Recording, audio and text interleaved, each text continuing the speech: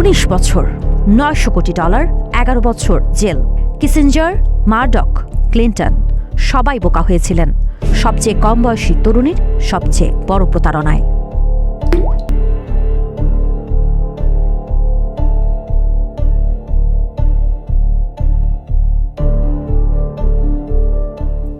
এক ফোঁটা রক্ত, একটা ছোট্ট মেশিন, আর এক তরুণীর বিশাল স্বপ্ন। তিনি বলেছিলেন মাত্র কয়েক ফোঁটা রক্ত দিয়ে জানা যাবে ক্যান্সার, ডায়াবেটিস, হার্টের সমস্যা সহ 2 শতাধিক রোগের তথ্য। সিলিকন ভ্যালি তাকে বলেছিল নেক্সট স্টিভ জবস। ফোর্বস তাকে বানিয়েছিল বিলিয়নিয়ার আইকন। বিনিয়োগকারীরা ভেবেছিলেন কোটি কোটি ডলার। কিন্তু কয়েক বছরের মধ্যেই সেই স্বপ্ন পরিণত হয় ইতিহাসের অন্যতম আলোচিত হেলথ ফ্রডে।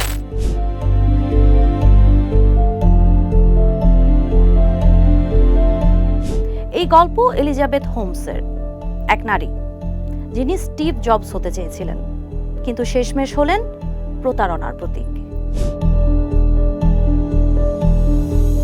এলিজাবেথ হোমস ছিলেন এক অদ্ভুত আত্মবিশ্বাসী তরুণী। স্ট্যানফোর্ড ইউনিভার্সিটিতে কেমিক্যাল ইঞ্জিনিয়ারিং পড়তে গিয়েছিলেন কিন্তু পড়াশোনা শেষ করেননি। মাত্র 19 বছর বয়সে তিনি ড্রপ আউট করেন। তার যুক্তি ছিল সহজ, স্টিভ জবসও তো ড্রপ আউট ছিলেন, বিল গেটসও ছিলেন, মার্ক জাকারবার্গও ছিলেন। এরপর 2003 সালে তিনি প্রতিষ্ঠা করেন থেরানোস। নামটি আসে দুটি শব্দ থেকে, থেরাপি এবং ডায়াগনোসিস।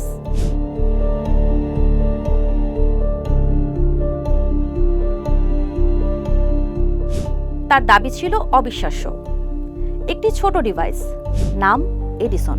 মাত্র কয়েক ফোঁটা রক্ত নিয়ে এই ডিভাইস নাকি 200টির বেশি রোগ শনাক্ত করতে পারবে।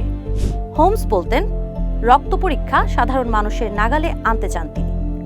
বড় বড় ল্যাব, দীর্ঘ রিপোর্ট, বেশি খরচ, এসব বদলে যাবে। মানুষ পাড়ার ফার্মেসিতে গিয়েই সহজে, দ্রুত এবং কম খরচে নিজের স্বাস্থ্য পরীক্ষা করাতে পারবে।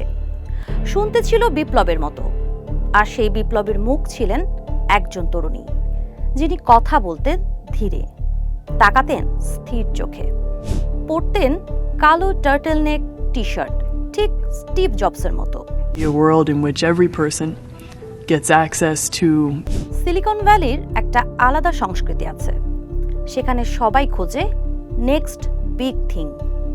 পরের ফেসবুককে, পরের অ্যাপলকে, পরের টেসলাই বা কে। এলিজাবেথ হোমস এই মনস্তত্ত্বটা খুব ভালো বুঝতেন। তিনি শুধু প্রযুক্তি বিক্রি করছিলেন না, তিনি বিক্রি করছিলেন আশা, গল্প, ভবিষ্যৎ আর বিপ্লবের স্বপ্ন। 2014 সালে ফোর্বস ম্যাগাজিন তাকে প্রচ্ছদে তুলে ধরে। বয়স মাত্র 30, সম্পদ $4.5 বিলিয়ন। আমেরিকার ইতিহাসে সবচেয়ে তরুণ সেলফ মেড বিলিয়নিয়ার নারীদের একজন হিসেবে তাকে তুলে ধরা হয়।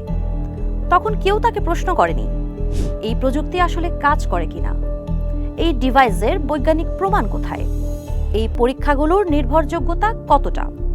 কারণ সবাই মুগ্ধ ছিল গল্পে, আর ভালো গল্প অনেক সময় কঠিন সত্যকে ঢেকে দেয়। থেরানোসের বোর্ডে ছিলেন এমন সব নাম যাদের দেখে যে কেউ ভাববে এটা নিশ্চয়ই বড় কিছু। নোবেলজয়ী কূটনীতিক হেনরি কিসিঞ্জার, যুক্তরাষ্ট্রের সাবেক পররাষ্ট্রমন্ত্রী জর্জ শুল্টজ, যুক্তরাষ্ট্রের সাবেক প্রতিরক্ষা মন্ত্রী জেমস ম্যাটিস। এমন বড় বড় ব্যক্তিরা যখন কোনো কোম্পানির সঙ্গে যুক্ত হন, তখন সাধারণ বিনিয়োগকারী আর প্রশ্ন করতে চান না। তারা ভাবেন এত বড় মানুষ যদি বিশ্বাস করেন তাহলে নিশ্চয়ই কিছু আছে।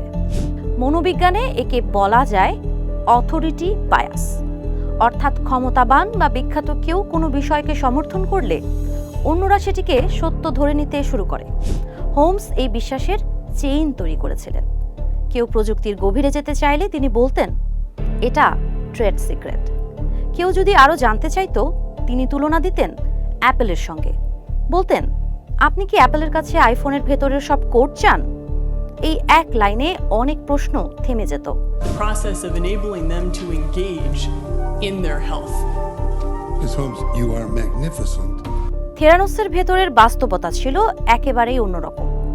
যে এডিসন মেশিনকে বিপ্লবী বলা হচ্ছিল সেটি আসলে খুব সীমিত পরীক্ষা করতে পারত, বাকি পরীক্ষাগুলো করা হতো সাধারণ সিমেন্স মেশিনে, যে ধরনের মেশিন অনেক প্রচলিত ল্যাবেই ব্যবহার হয়। কিন্তু বাইরের দুনিয়াকে দেখানো হচ্ছিল সবকিছু হচ্ছে থেরানোসের নিজস্ব প্রযুক্তিতে। এখানেই বিষয়টি শুধু কর্পোরেট প্রতারণায় সীমাবদ্ধ থাকেনি, কারণ এটি ছিল স্বাস্থ্যসেবার সঙ্গে সম্পর্কিত। ভুল রক্ত পরীক্ষার রিপোর্ট মানে কারো হয়তো রোগ নেই, কিন্তু রিপোর্ট বলছে আছে। আবার কারো হয়তো গুরুতর রোগ আছে, কিন্তু রিপোর্ট বলছে নেই। এটা শুধু ব্যবসায়িক মিথ্যা নয়, এটা মানুষের জীবন নিয়ে খেলা। 2015 সালে এই গল্প ভাঙতে শুরু করেন ওয়াল স্ট্রিট জার্নালের সাংবাদিক জন কেরেইরু। প্রাক্তন কর্মীরা গোপনে তথ্য দিতে শুরু করেন। ভেতরের ল্যাব পরিস্থিতি, প্রযুক্তির সীমাবদ্ধতা, ভুল রিপোর্ট সব ধীরে ধীরে সামনে আসতে থাকে। অক্টোবর 2015 সালে প্রকাশিত হয় বিস্ফোরক প্রতিবেদন। দুনিয়া জানতে পারে থেরানোসের প্রযুক্তি আসলে সেই পর্যায়ে পৌঁছায়নি যেভাবে সেটি প্রচার করা হচ্ছিল। এরপর ধসে পড়তে থাকে সাম্রাজ্য। ওয়ালগ্রিনস চুক্তি ভেঙে যায়, সরকারি তদন্ত শুরু হয়, ল্যাবের মান নিয়ে গুরুতর প্রশ্ন ওঠে। বিনিয়োগকারীরা মুখ ফিরিয়ে নেন। যে কোম্পানির মূল্যমান একসময় $1 বিলিয়ন ছিল, সেটি কয়েক বছরের মধ্যে কার্যত শূন্যে নেমে আসে। 2018 সালে থেরানোস ও এলিজাবেথ হোমসের বিরুদ্ধে আইনি পদক্ষেপ শুরু হয়। মামলা, তদন্ত, শুনানি সব মিলিয়ে সিলিকন ভ্যালির এক সময়ের আইকন দাঁড়ান আদালতের কাঠগড়ায়। 2022 সালে আদালত তাকে দোষী সাব্যস্ত করে। সাজা হয় 11 বছর 3 মাসের কারাদণ্ড। যে নারী একদিন ফোর্বসের প্রচ্ছদে ছিলেন, তাকে বলা হচ্ছিল ভবিষ্যতে স্টিভ জবস, তিনি শেষমেশ পরিণত হন কর্পোরেট প্রতারণার এক বড় উদাহরণে।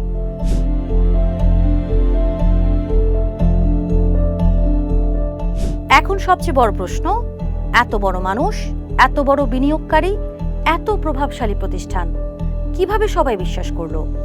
এর পেছনে ছিল 3টি বড় কারণ। প্রথমত, FOMO, fear of missing out. Silicon ভ্যালিতে কেউ পরের বড় কোম্পানিটা মিস করতে চায় না। যদি থেরানোস সত্যিই সফল হয়, যদি এটা সত্যি স্বাস্থ্যসেবার অ্যাপল হয়ে যায়, এই ভয় থেকেই অনেকে বিনিয়োগ করেছিলেন। দ্বিতীয়ত, অথরিটি বায়াস।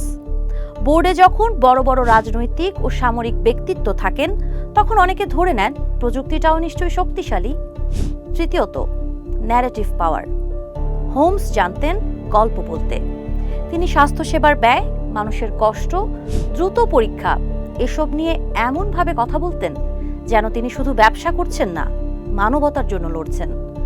কিন্তু ভালো গল্প সত্যের বিকল্প নয়।